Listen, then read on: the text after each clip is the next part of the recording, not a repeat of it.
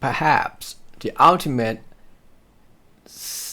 vindication of the benefit effects of the BWS was the demise and disintegration of the Soviet Union in December of 1991. Yet, ironically, yet, ironically, if not painfully, a collateral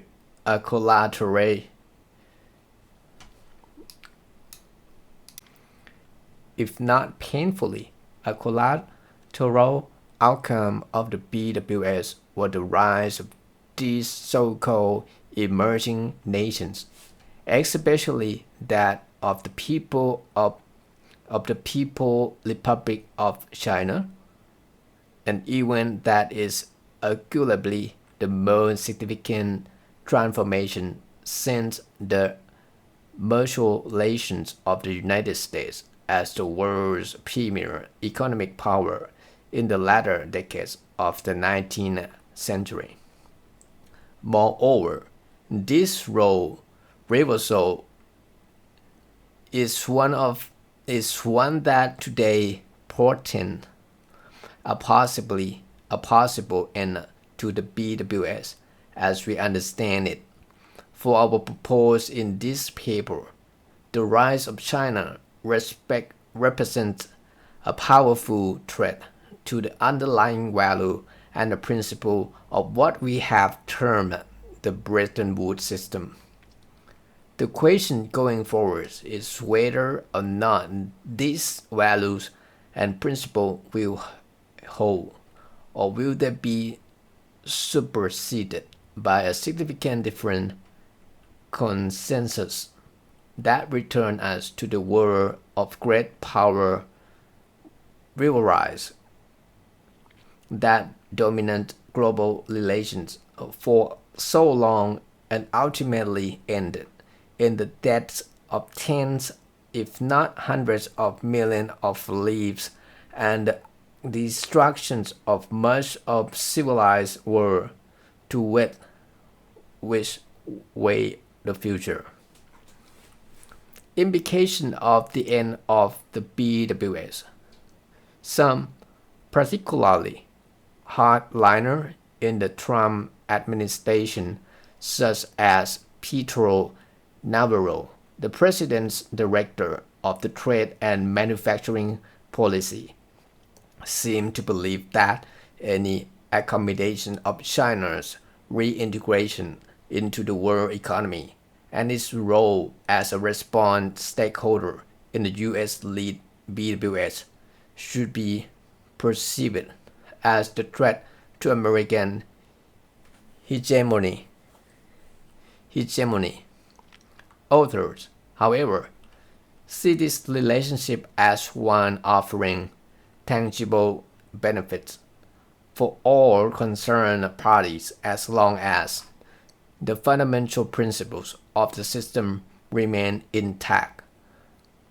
We agree with the latter, true with some caveat. We think it would be far more useful to understand and manage the evolving new system of global economic relationships, not draw reliance on such simplifications as the rise of China, or historical paradigms such as Thucydides' trap, or also such gross and is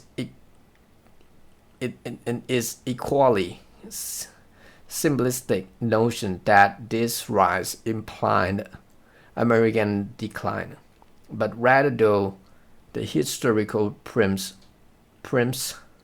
of China's return to great power status after its century of humiliation at the hands of the West. We believe that the viewing the first 21st century through a narrow lens of binary displacement between the US and China for dominance may be misguided. as it fails to sufficiently account for complexity of international relationships and the role of geography in determining and shaping of geopolitical dynamics. The post-Cold War war, the post-Cold War war has been witness to various theories that purportedly purportedly explain international relationships such as the end of history, the reset of history, the clash of civilizations, the world is flat, the revenge of geography, the rise of the West, and the G0 world. Among seemingly countless others, while we in no way wish to satirize these efforts at implications and at explication, is useful within its own context. We nevertheless believe that each in isolation does not adequately capture the true dynamics of international affairs and the changes that are occurring today. Admitted by Herculean efforts for a single tome, international trade, we have said, is merely symptomatic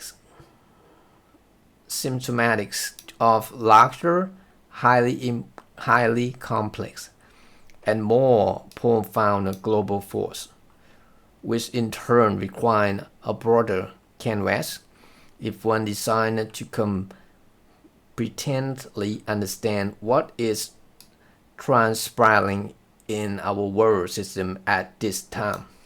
Thus, while one might find temporary comfort in relatively narrow compartmentalization of system, trends, and change covered in this above side work, especially convenient in a lowest common denominator communication environment that favor Twitter,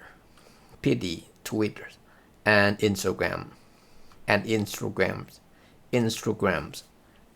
A more nuanced and subtle analysis is necessary to formulate sound and sustainable policy today. Let us offer one example of what we mean.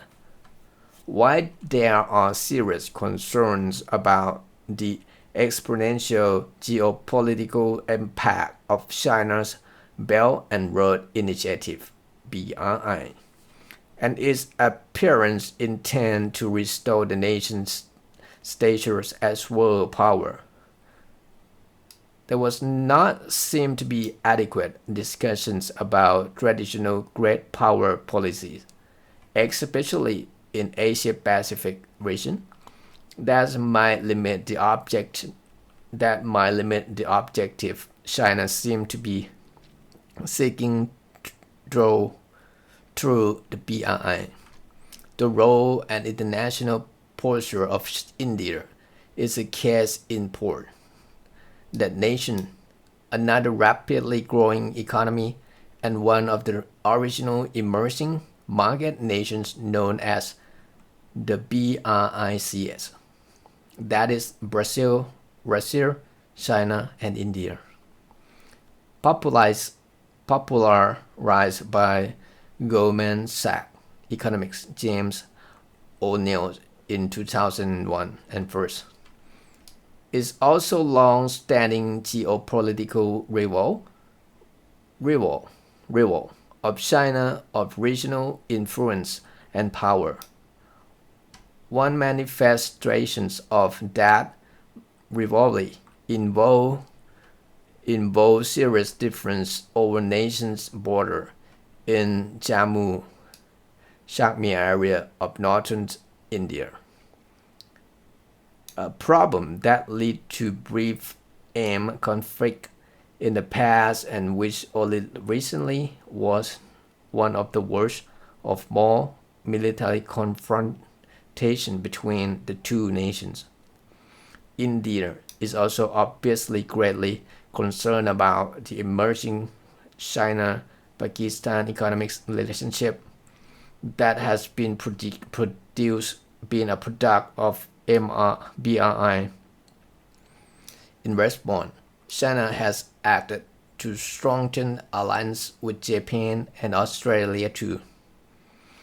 If no content China trusts into its immediate innovations, at least to minimize its influence over this next door neighbor with whom it has had forced relationship since their joint creations in 1947.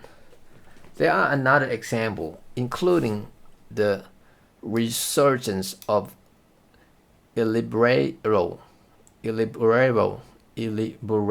regional power such as Turkey and Iran, and their complex historical relationship with Russia that will complicate and perhaps inhibit the growth and influence of BRI. Suffice is to say that the volatile chessboard of the Eurasian landmass, with its current technological and economic vibrancies, is sufficiently complex and charged with its own geopolitical and strategic issues that it will not and cannot be resolved solely by China's economic progress and development initiatives. It will, we assess, require engagement by the US-led BWS to achieve stability in this region. Accordingly, over the past generations, we have heard numerous calls for reform to compositions of the UN Security Council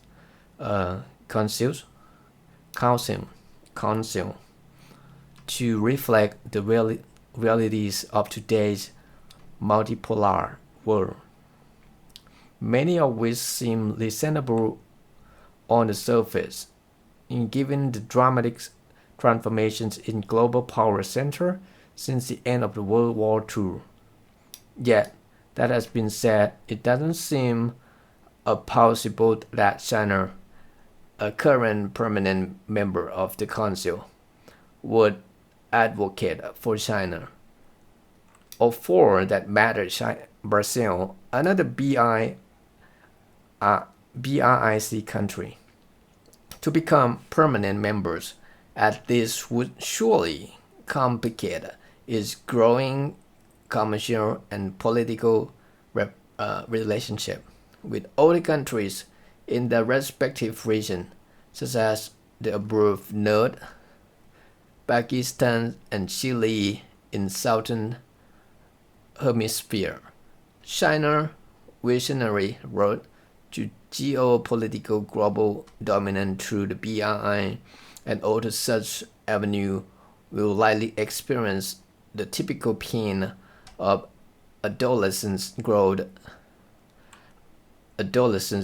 when its actions engender resentment among its adversary as well as its trade partner.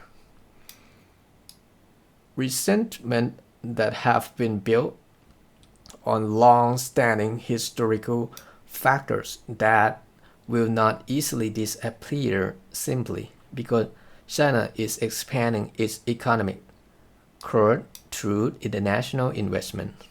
It is within this kind of deeply seated relationships, cultural, political, ethnic, and geographic, as well as economic. That any envisioning of a new world order must find its bearings if it has to have any chance of sustainable success. That is a lesson we would assert.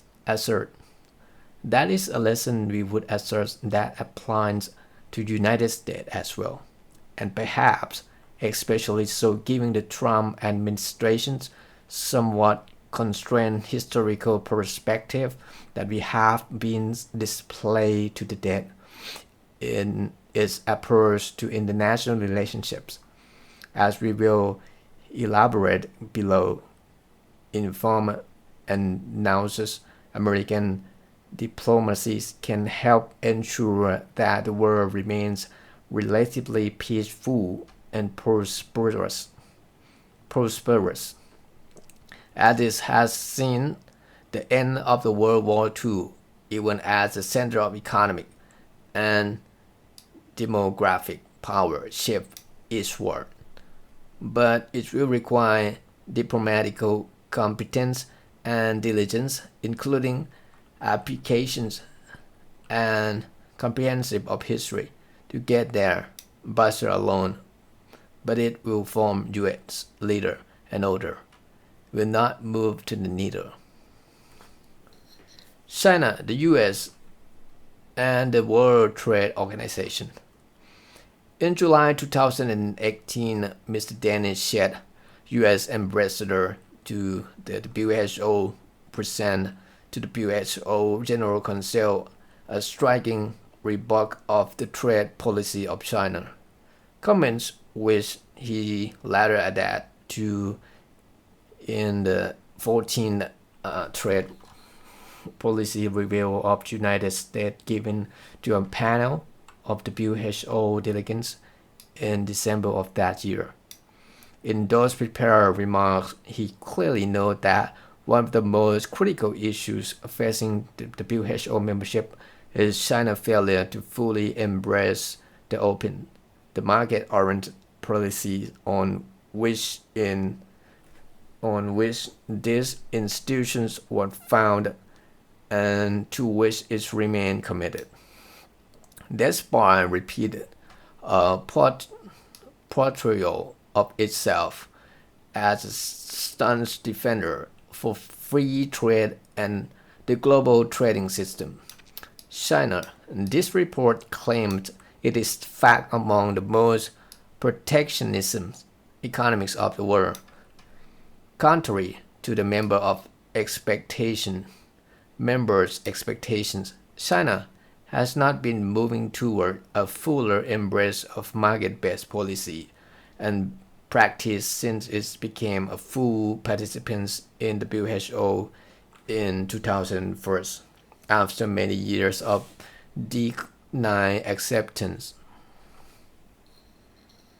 A controversial move on which we'll comment further below. In fact, the opposite is true. The state-owned role in China economy has been increasing. Were China economics small, the problem posed by its mercantilist approach to trade and investment would not have a serious repercussions for China trading partner and the WHO itself. Any number of the world's 95 nations have instituted stringent barriers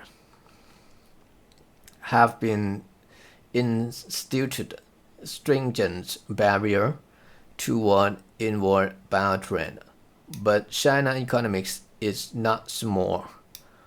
Over the past 17 years, China's economics and its role in the global trading system have grown dramatically.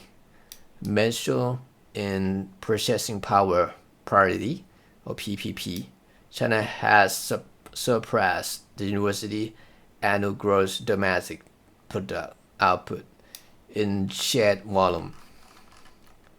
Its annualized merchandise trade for over $4 trillion ranks it as the number one in the world, ahead of United States and Germany. China's size magnified China's size magnifying the harm caused by its steadily mercantilist mercantilist approach to trade and investment, and this harm is growing every day and can no longer be be tolerated. If the BWS is to be sustained, if the BWS is to be sustained, stay the U.S. positions, then the China must reverse and revise its course. A pro positions with the other agree. Pro positions with the other agree. Ambassador Shedd also noted in his July 2018 critics that the Chinese government and the Chinese Communist Party (CCP), which for all intent and purpose is the government of that nation, have a constitutional mandate echo in the China broader legal framework to develop a socialist market economy. To this end, the government continue to exercise control directly and indirectly over the allocations of resources to instruments such as government ownership and control of key economic sector and government directive to individual with agency in a wide array of themes throughout